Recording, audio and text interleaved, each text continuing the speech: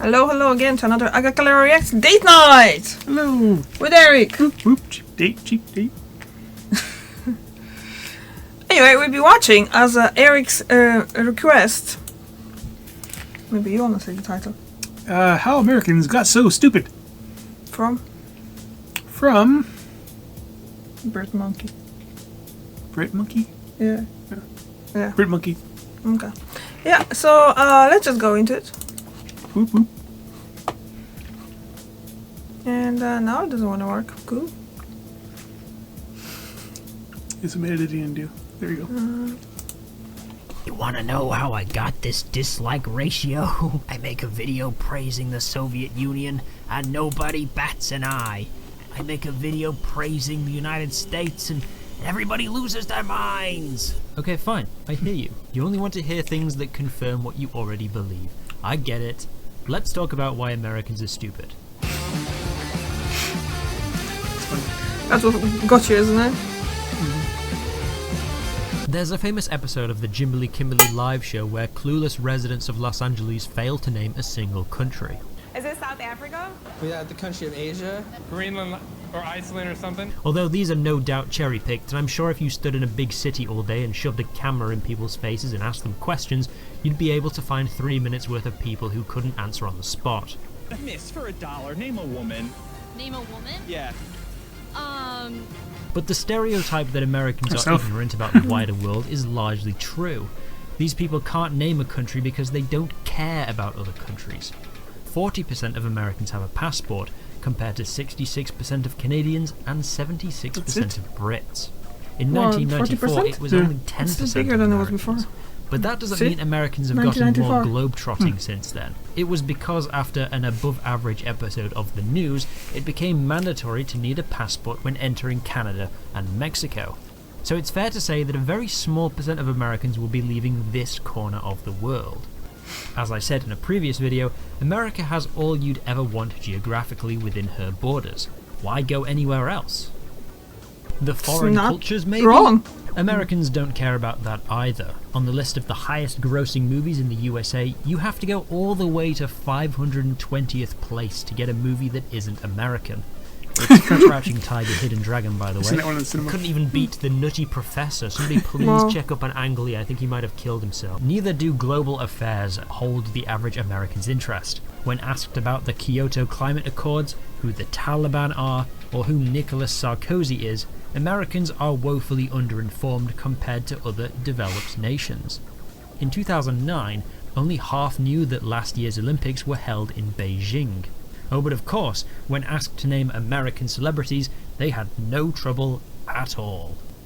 At the same time, we non-Americans are flooded with American culture. Not even American. Some British people know more about American politics and history than their own. I don't know. Once you're dropped into the trench, depth or the z-axis is... It's z-axis, you floppy-haired moron. France had to pass laws banning radio stations from playing too much American music. It's not the only, There are only 2 countries in the world where Coca-Cola is not sold. Wait, scratch that. This journalist from Finland bought a Coke at a water park in Pyongyang in 2017. And what's this hiding in the background of somebody's holiday snaps at the National Hotel de Cuba? Look, you know something's up when remote tribesmen in the Amazon rainforest who don't even have electricity know who Michael Jackson is. Americans used to be quite well read. After the Second World War, Americans consumed 63% of all the newspapers in the world, and they used this to their advantage. In 1948, the newly formed United Nations created a list of human rights that all countries should strive to uphold. One area that Americans were particularly interested in was this one, Article 19. Everyone has the right to freedom of expression and opinion, and receive and impart information and ideas through any media and regardless of frontiers. Sounds very, What the USA wanted was a completely level playing field. Anyone can buy sounded like any media one from of those any thing other Constitution, I country. think. A global free market of American ideas, Constitution. released from the Freedom shackles of of speech. censorship. For if anyone can gain access to the freedom of truth, speech. we cannot be marched into the same kind of ignorance and intolerance that as characterize long as it's the law. Axis nations of the war. You can't say I'm gonna This is admirable. hurt somebody. Freedom of speech is a core value of the United States and many other allied nations. But some delegates, like those from India, questioned the US's motives. If you believe in an equal access to information and culture, shouldn't you redistribute some of your media creating capacity to developing nations like ours, so that we have an equal opportunity to tell the world our stories? The Americans would not budge. Of course, they knew deep down that India was right. The American delegation to the convention was highly populated by journalists and media magnates. They knew that if countries couldn't afford their own news, they would be increasingly reliant on buying news from American wire companies like the Associated Press, which was good for both the media companies' profits, but also the US State Department, who would no doubt have been licking their lips at the prospect of 1 billion people reading news with a specific American spin on it. In 1944, the Associated Press sold news to 38 countries. Within 8 years, that had doubled to 70 countries. Even USSR, In the 1950s, around half of films shown in European and Asian cinemas were American, 2/3 in Mexico, Brazil, and Argentina. Which makes sense.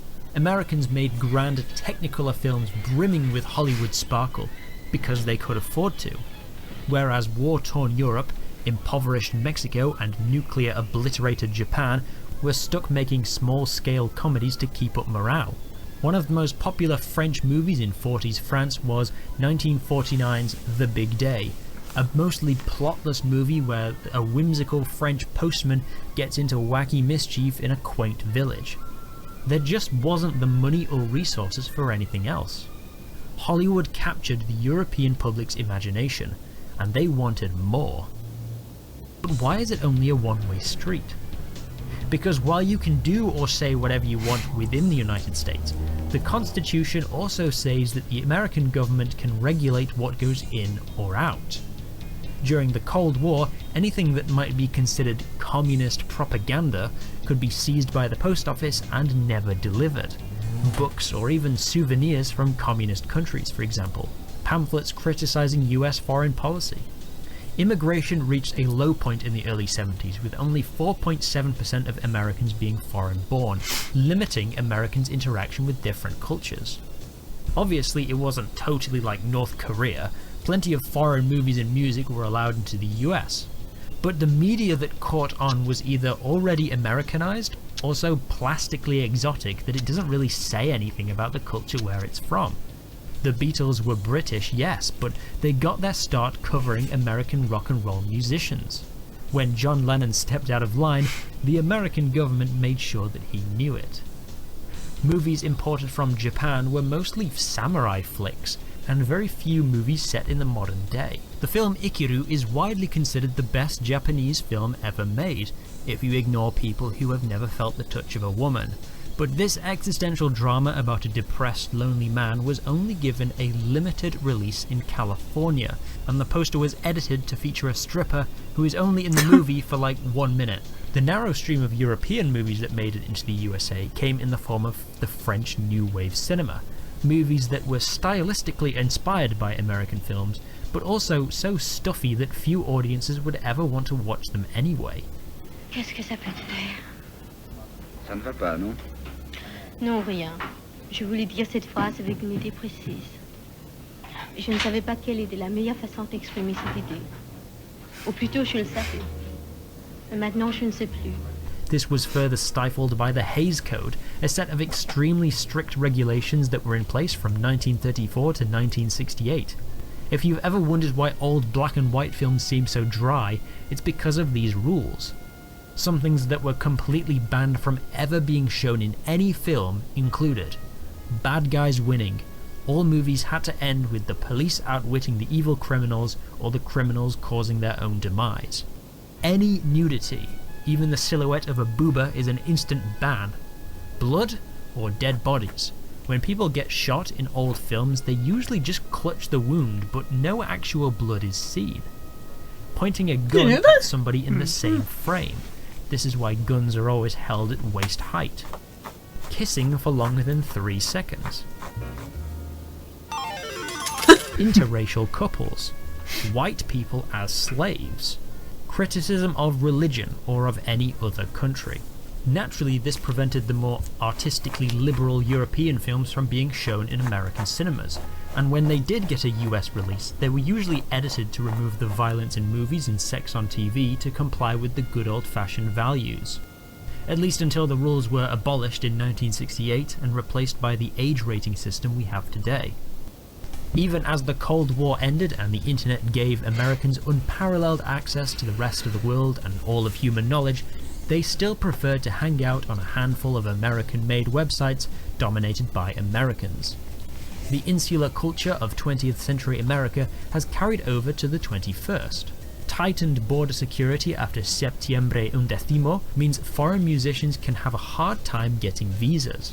In 2002, the touring visa of a German orchestra was cancelled after it was discovered the cellist had a criminal record for shoplifting a pair of tweezers in 1991. When they tried again for a visa in 2004, the cellist had to undergo an hour-long interview with Homeland Security and had to physically pick up his visa from the US Embassy. Global cultures might be more present in American media, but they're always through the lens of American characters, such as The Last Samurai starring Tom Cruise, where he plays a white guy in 1870s Japan. 7 Years in Tibet, another American in China. Indiana Jones, American in Egypt. The Bourne Identity, American in France. Inglourious Bastards, Americans in German-occupied France. And for the ladies in the audience, Mamma Mia. For a movie set on a Greek island, there's not a single Greek person in the entire movie! Is there any hope for America, or are they destined to be a stinky, dumb, redneck country forever? Maybe. In 2000, 92% of the music in the USA Top 50 was American, making it the second most insulated market in the world after Pakistan. But today it's more like 60%, with Brits, Canadians, Latin Americans and Africans making themselves more seen in the charts. Each year there are more foreign films nominated at the Academy Awards than ever before.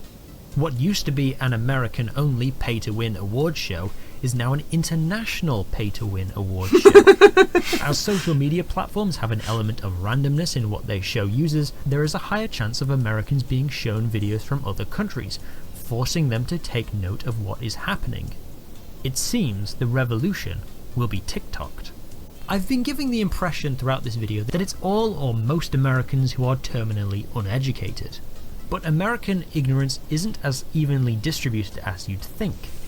That study I mentioned earlier, when adjusting for English proficiency, income and education levels, Americans are really no different from their European counterparts, and in some cases marginally smarter. Knowledge about the wider world even correlates to political views, and not in the way that you'd think. A 2022 survey asked Americans 12 questions about the world, such as who is the British Prime Minister, what does the Indian flag look like, and what this symbol represents. The people who answered the most questions correctly were committed Democrats and committed Republicans. Swing voters, those enlightened centrist chads, were the stupidest. Only 40% of moderate Republicans could name the US Secretary of State, compared to 60% of convicted Republicans. Are you falling asleep? Only half of moderate Democrats knew that the USMCA trade agreement replaced NAFTA, compared to 66% of convicted Democrats. Also, I just thought it was funny that the more Americans know about the European Union, the more favourable view they have of it. So are Americans ignorant? Many of them are, but it isn't their fault. It's a mix of geography, American imperialism, Cold War paranoia, moral puritanism and economic factors that create a paradoxical nation that is both the most expansive empire but also an informational prison of their Canada own have 3 making. bases? God bless What the you heck? stupid bastards. I mean, sorry, America have 3 bases in Canada. Like seriously, I think they have bases everywhere. Is it? Maybe except Russia and North Korea now? Yeah. And Cuba? No, wait, there's a Guantanamo in Cuba. This is what I got from this video, by the way. So, what do you think about it? You gotta keep people poor, keep people uneducated, so they're easier to control. Yeah, that's probably what it is. But he didn't say that. I know. I said that. Yeah, you said that. Eric said that. Yeah. That's a quote. It was well done though. Interesting. Yeah. I like the fact that he was just kinda, in the end, he said that poll that he was quoting, he said that there was actually a poll that basically kind of took part of what kind of people were as well and how they were answering, not just like a in general. Yeah. Because that's true as well, like that, you know. Anyway, thank you very much for watching. I'll see you tomorrow and see Eric next week. Bye!